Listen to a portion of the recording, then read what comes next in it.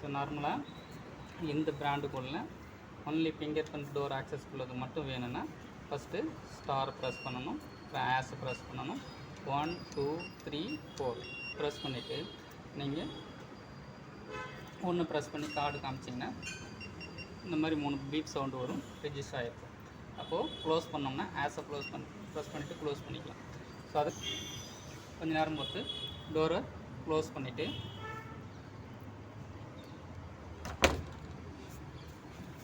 Door close ஆகிருக்கு. Close பண்ண டோரை ஓப்பன் பண்ணோன்னா